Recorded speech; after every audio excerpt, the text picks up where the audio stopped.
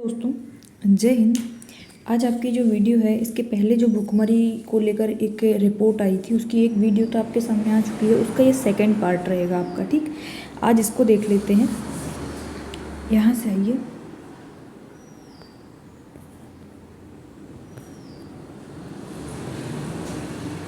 इसमें लिखा है कठिन चुनौती बनती बाल भुखमरी। ठीक ना, तो इसके जो आंकड़े आए हैं वो प्रस्तुत करते हैं हम भारत के संदर्भ में। ठीक, दुनिया के 92 देशों से बाल पोषण को लेकर आए आंकड़े डराते हैं और सोचने को विवश करते हैं। सबसे चिंताजनक स्थिति भारत की है। यहाँ 40% बच्चे भूख और कुपोषण का शिकार हैं।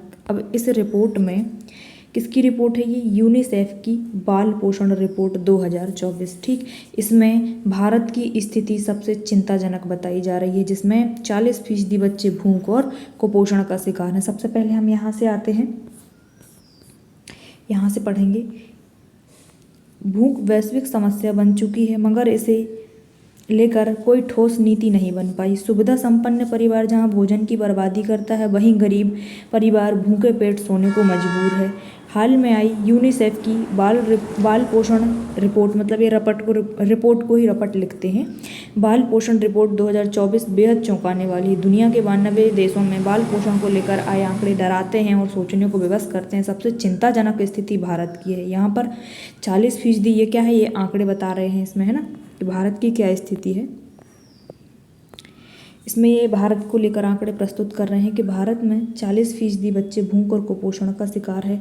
लेकिन चिंताजनक स्थिति क्यों बनी हुई है, अब ये भी बताते हैं कि भारत जैसे कृषि प्रधान देश में, मतलब कि जहाँ पर पर्याप्त मात्रा में कृषि ही होती है, वहाँ पर भी भुखमरी और कुपोषण जैसी स्थिति बनी हुई है। इसलिए भारत को चिंताजनक बताई गई है भारत की जो स्थिति है। ठीक, तो भारत जैसे कृषि प्रधान देश में यह स्थिति ज़्यादा चिंता की बात है। भारत को भुखमरी की उच्च श्रेणी में रखा गया है। बताओ कितनी, मतलब विचार करने की बात है कि कृषि प्रधान देश होने के बाद भी उसको उच्च श्रेणी में रखा गया है भुखमरी की। पड़ोसी मुल्क पाकिस्तान में भी कुपोषण के मामले में भारत की स्थिति खराब है, मतलब पाकिस्तान की अपने यहाँ से ज़्यादा अच्छी, ऐसा बताया गया है इस रिपोर्ट में। ठीक, दुनिया का हर चौथा बच्चा भूखा सोने के लिए मजबूर है, जबकि दक्षिण एशिया में सबसे बदतर स्थिति अफगानिस्तान की है। भारत में 80 करोड़ लोगों को मुफ्त खाने की सुविधा उपलब्ध होने के बाद भी यह चिंताजनक, मतलब अपने यहाँ पे कितने लोगों को मिलती है फ्री की, जो कह सकते हैं, मतलब पीडीएस सिस्टम हो या फिर ये जो राम रोटी योजना हो गई, माँ की रसोई हो गई, इन सब के तहत जो खाना उपलब्ध करवाया जाता है वो 80 करोड़ लोगों को दे रहे हैं हम। उसके बाद भी हमारे यहाँ पर भुखमरी और कुपोषण जैसी स्थिति बनी हुई है। ठीक, वैसे तो ये कुल मिला के जो रिपोर्ट आई है बाल पोषण को प्रस्तुत कर रही है। ठीक, जबकि दुनिया का वर्तमान भुखमरी और कुपोषण का शिकार है, तो भविष्य को नींव मजबूत होगी। मतलब देखें, जब दुनिया का वर्तमान भुखमरी और कुपोषण का शिकार है, तो भविष्य की नींव कितनी मजबूत होगी, यह अपने आप में एक बड़ा सवाल है। मतलब जब वर्तमान में ही ऐसी स्थिति है, तो हम कैसा भविष्य निर्मित करेंगे,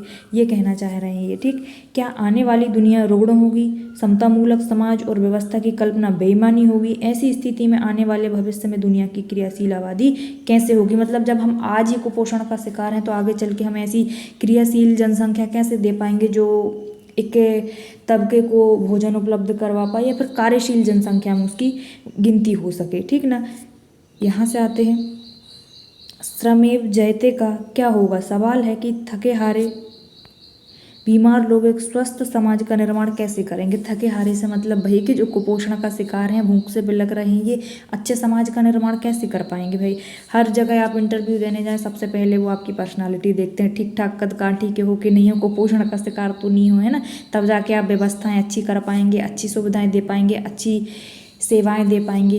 तो वही वाली बात हो रही है, दुनिया का हर चौथा बच्चा भुखमरी का शिकार है। ठीक है, ये हमें दुनिया भर से कोई लेना देना नहीं है, हमें भारत के संदर्भ में बस पढ़ना है इसमें से।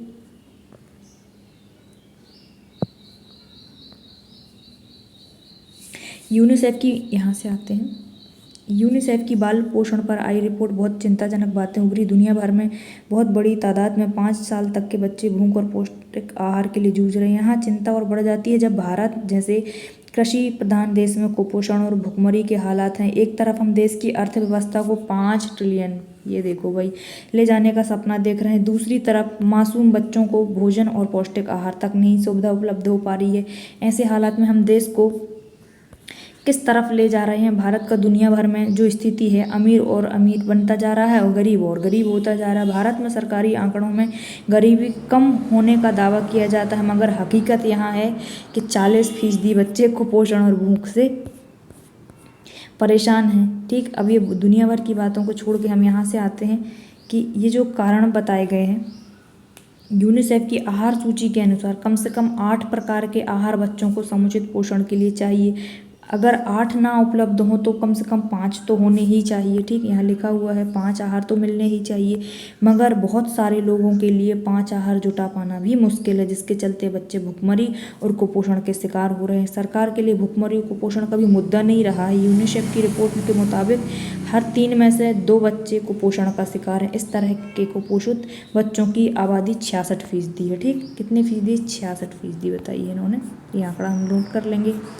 अब यहाँ से आते हैं, इसमें कुछ कारण और कुछ सुझाव भी आगे देखने को मिल सकते हैं। भारत के स्कूलों में मध्याह्न भोजन योजना और आंगनवाड़ी कार्यक्रम के बावजूद पोषण की समस्या का समाधान नहीं निकल रहा है। इस तरह की सरकारी योजनाओं पर करोड़ों रुपए खर्च करने के बाद भी हालत जस के तस बने हुए हैं।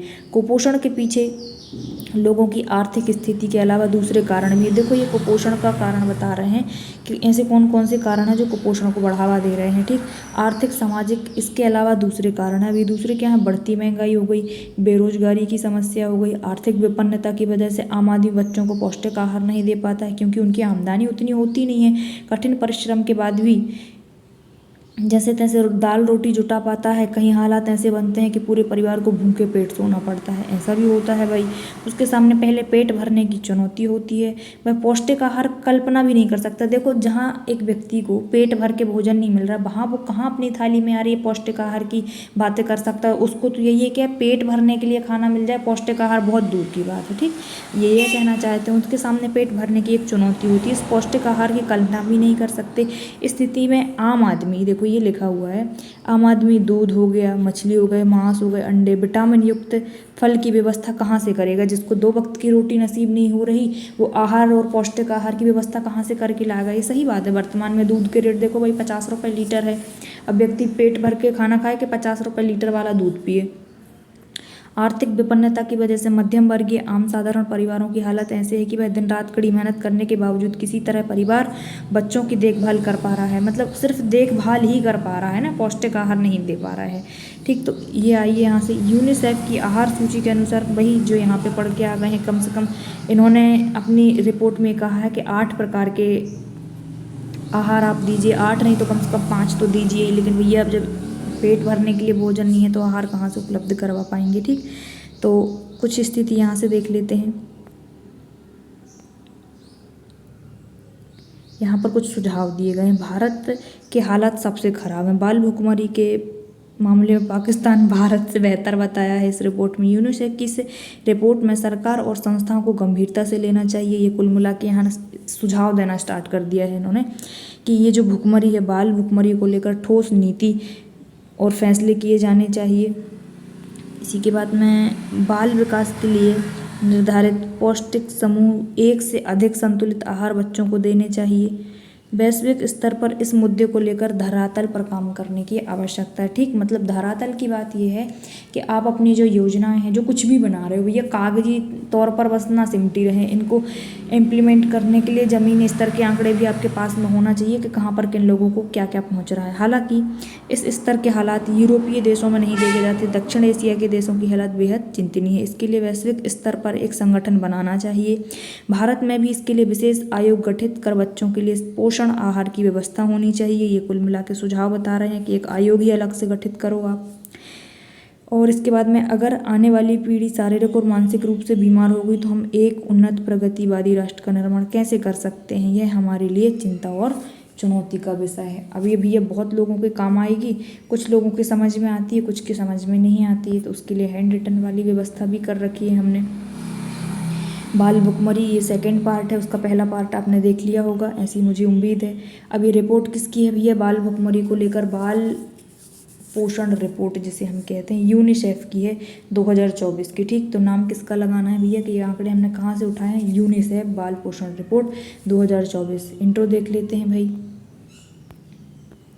बाल भुखमरी आज समस्या बन चुकी है। हाल ही में आई यूनिसेफ की बाल रिपोर्ट 2024 में भारत की स्थिति सबसे चिंताजनक है, जहां भारत को भुखमरी की उच्च श्रेणी में रखा गया है। भारत जैसे कृषि प्रधान देश के लिए यह गंभीर बात होती है। ये बनता है आपका इंट्रो।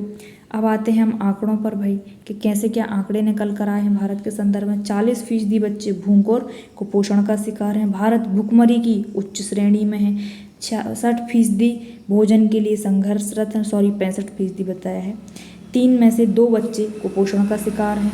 44 करोड़ बच्चों को भोजन तक पहुंच ही नहीं है। इतनी बड़ी आबादी है कि लोगों को भोजन की पहुंच तक नहीं हो पा रही है।